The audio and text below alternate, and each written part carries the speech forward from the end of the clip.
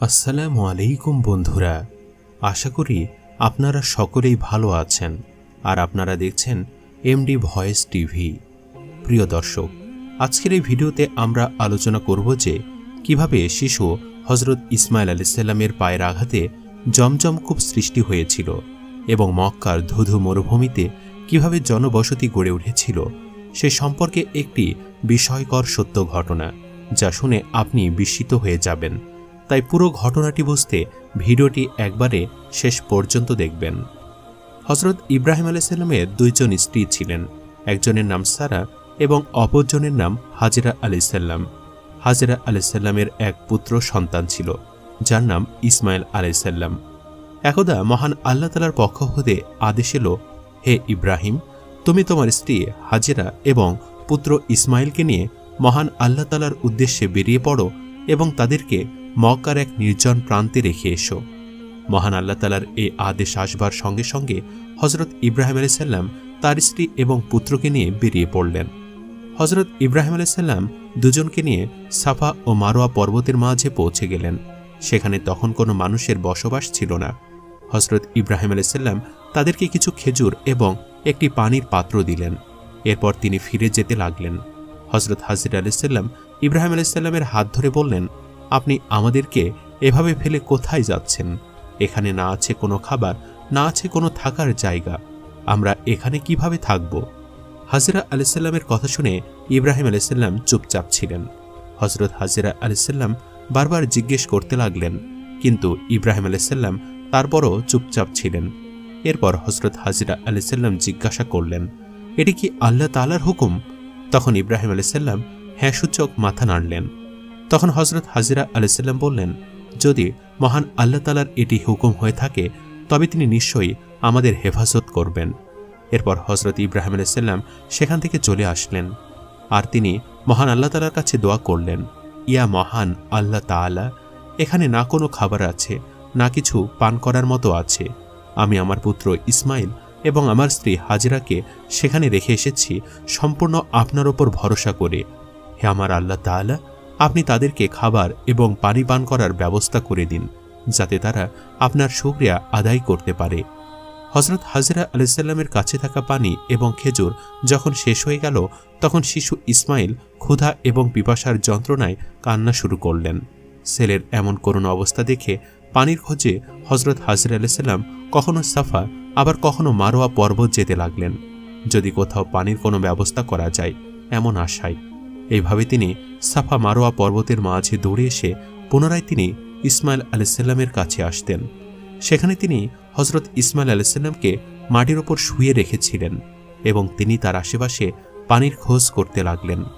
পানির খোঁজে হযরত হাজেরা আলাইহিস সালাম সাফা এবং মারোয়া পর্বতের মাঝে 7 বার দৌড়ালেন আর সঙ্গে সঙ্গে মহান আল্লাহ তাআলার কাছে দোয়া করতে লাগলেন, হে মহান আল্লাহ তাআলা, আমি আপনার ওপর ভরসা করি, নিশ্চয়ই আপনি আমাদেরকে এই মুসিবতে একা ছাড়বেন না। মহান আল্লাহ তাআলা হযরত হাজেরা আলাইহিস সালামের দোয়া কবুল করে নেন এবং যেখানে শিশু ইসমাইল তৃষ্ণায় হাত পা ছুটছিলেন, সেখানে হযরত জিবরাইল আলাইহিস সালাম এসে উপস্থিত হলেন এবং একটি পানির ঝর্ণা সৃষ্টি করলেন। হযরত হাজেরা আলাইহিস সালাম সেই পানির ঝর্ণা দেখে অত্যন্ত খুশি হলেন। তিনি নিজে সেই পানি খেলেন এবং তার পুত্রকেও খাওয়ালেন। এরপর হযরত হাজেরা আলাইহিস সালাম সেই ঝর্ণার চারপাশে মাটি এবং পাথর দিয়ে বাঁধ দিলেন, যাতে সেটি গড়িয়ে না যায়। তখন হযরত জিবরাইল আলাইহিস সালাম হযরত হাজেরা আলাইহিস সালামকে বললেন, আপনি ভয় পাবেন না, খুব তাড়াতাড়ি আপনার স্বামী ইব্রাহিম এবং আপনার পুত্র ইসমাইলকে দিয়ে মহান আল্লাহ তাআলা পুনরায় কাবাঘর নির্মাণ করবেন এবং এটি সমগ্র দুনিয়ার মানুষের ইবাদতের কেন্দ্র হবে। এরপর মহান আল্লাহ তাআলা সেখানকার আশেপাশে খেজুর গাছের সৃষ্টি করলেন। হযরত হাজেরা আলাইহিস সালাম সেই খেজুর খেলেন এবং পানি পান করে মহান আল্লাহ তাআলার শুকরিয়া আদায় করলেন। পানি এবং খেজুরের কারণে সেখানে পশু পাখিরাও আসা যাওয়া শুরু করে। এর কিছুদিন পরের ঘটনা, একদা এক বিরাট বাণিজ্যিক কাফেলা মরুপথ হারিয়ে এদিক সেদিকে পথ অনুসন্ধান করছিল। ফলে তাদের সঙ্গে যে পানি ছিল তা নিঃশেষ হয়ে গিয়েছিল। এই কারণে তারা ভীষণ উদ্বিগ্ন হয়ে পড়ে। কাফেলাটি ঘোরাফেরা করতে করতে একসময় বিবি হাজেরার কাছে এসে পানি পানের অনুমতি চাইল। বিবি হাজেরা তাদেরকে পানি পান করার অনুমতি দিলেন। অতঃপর তারা বলল, হে মাননীয়া, আপনি অনুমতি দিলে আমাদের মশকগুলো পানিতে ভরে নিয়ে যেতাম এবং আপনাকে এর মূল্য প্রদান করতাম। তখন হাজেরা আলাইসাল্লাম বললেন, তোমরা তোমাদের প্রয়োজন মতো বা ইচ্ছামতো পানি তুলে নিয়ে যাও। এটা মহান আল্লাহ তাআলার রহমতের পানি, এতে সকলেরই অধিকার রয়েছে। এই পানির বিনিময়ে আমাকে কিছুই দিতে হবে না। কাফেলা লোকেরা হাজেরা আলাইসাল্লামের কথায় খুব খুশি হয়ে গেল এবং তারা কূপ থেকে পানি তুলে তাদের মশকগুলো পরিপূর্ণ করে নিল। জমজম কূপ থেকে যে পানি নির্গত হচ্ছিল তা কূপের চারিদিকে বাঁধ দেওয়া সত্ত্বেও কিছু পানি চতুর্দিকে ছড়িয়ে পড়ল। ফলে ওই স্থানগুলো স্বাভাবিকভাবে উর্বর হয়ে গেল এবং যথেষ্ট পরিমাণে বৃক্ষলতা উৎপন্ন হতে লাগল। কিছুদিনের মধ্যেই এই স্থানটি মরুদ্যানে পরিণত হল। তারা সেখানে বসতি স্থাপনের জন্য প্রলুব্ধ হয়ে গেল। তাই তাদের মধ্যে অনেকেই হাজেরা আলাইসাল্লামের কাছে হাজির হয়ে বলল, হে মাননীয়া, আপনি সম্মত থাকলে আমরা এখানে বসতি স্থাপন করে বসবাস করব। এখানকার জমি খুবই উর্বর, এ জমিতে চাষাবাদ করব এবং এখানে যে ফসল উৎপাদন হবে তার 1/4 আমরা আপনাকে প্রদান করব, আর আমাদের এই উপকারের জন্য আপনাকে উত্তম বাসগৃহ নির্মাণ করে দিব।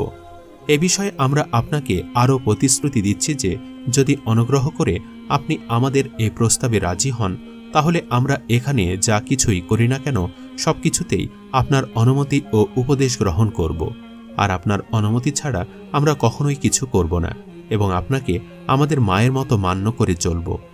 বিবি হাজেরা তাদের এই প্রস্তাবে আনন্দের সঙ্গে রাজি হলেন এবং এই ধরনের কাজকর্ম শুরু করার অনুমতি প্রদান করলেন। বিবি হাজেরার এই অনুমতি লাভ করে তারা সেখানে ঘরবাড়ি নির্মাণ করে বসবাস শুরু করল এবং সেখানকার জমিতে চাষাবাদ শুরু করতে লাগল। চাষাবাদের ফলে উৎপন্ন শস্য এবং ফসলের 1/4 তারা হাজেরা আলাইসাল্লামকে প্রদান করত। সর্বোপরি তারা বিবি হাজেরার জন্য পাহাড় থেকে পাথর এনে সুন্দর একটি বাড়ি নির্মাণ করে দিল, আর বিবি হাজেরাকে তারা অত্যন্ত সম্মান ও মর্যাদা প্রদান করতে লাগল। সেখানকার জমি খুবই উর্বর ছিল বিধায় অল্প দিনের মধ্যেই সেখানে প্রচুর ফলমূল এবং শস্য উৎপন্ন হতে লাগল। এই খবর চারিদিকে প্রচারিত হওয়ার পর দেশ বিদেশ হতে ব্যবসায়ীগণ ক্রয় বিক্রয় করতে এখানে আসতে শুরু করল। ইতিমধ্যে সেখানকার অধিবাসীর সংখ্যা বৃদ্ধি পাওয়ায় নানা প্রকার বিদেশি পণ্য বিক্রির উদ্দেশ্যে আমদানি হতে লাগল। এভাবে ক্রমান্বয়ে এই শহরটি পৃথিবীর সেরা পবিত্র ও বিখ্যাত মক্কা নগরী নামে পরিচিত হয়ে গেল। তখনকার মানুষ বালতি এবং মশকের সাহায্যে পানি তুলত। বর্তমানে মানুষ মেশিনের সাহায্যে জমজম কূপের পানি উত্তোলন করে এবং বড় বড় ড্রামের সাহায্যে সেই পানি মসজিদে নববী পর্যন্ত পৌঁছে যায়। এখন জমজম কূপের ঝর্ণা কাবা থেকে মাত্র 31 কিলোমিটার দূরে। সাফা মারোয়া পর্বতকে কেটে ছোট করা হয়েছে আর এর চারপাশে সীসার দেওয়াল তৈরি করে দেওয়া হয়েছে যাতে এর ওপরে কেউ উঠতে না পারে, কারণ পূর্বে মানুষ এর ওপরে উঠে যেত। বর্তমানে সাফা এবং মারোয়ার মাঝে একটি রাস্তা করা হয়েছে যেখান দিয়ে হজরত হাজেরা আলাইসাল্লাম দৌড়ে হজরত ইসমাইল আলাইসাল্লামের কাছে আসতেন। এই কারণে এখানে সবাই দৌড়ে যায়। সাফা এবং মারোয়াতে দুটি রাস্তা, একটি রাস্তা বৃদ্ধদের জন্য যাতে তারা তাদের হুইলচেয়ার অথবা ইলেকট্রিক কার ব্যবহার করে তাদের 7 চক্র পূরণ করতে পারে। জমজম কুয়ায় বর্তমানে 2টি মোটর লাগানো, একটি পপ 1 এবং অপরটি পপ 2। পালা করে 24 ঘন্টা একটি মোটর এবং 24 ঘন্টা অন্যটি চলে, কিন্তু আজ পর্যন্ত এই জমজম কূপের পানি শেষ হয়নি। এটি মহান আল্লাহ তাআলার একটি অপরিসীম কুদরত।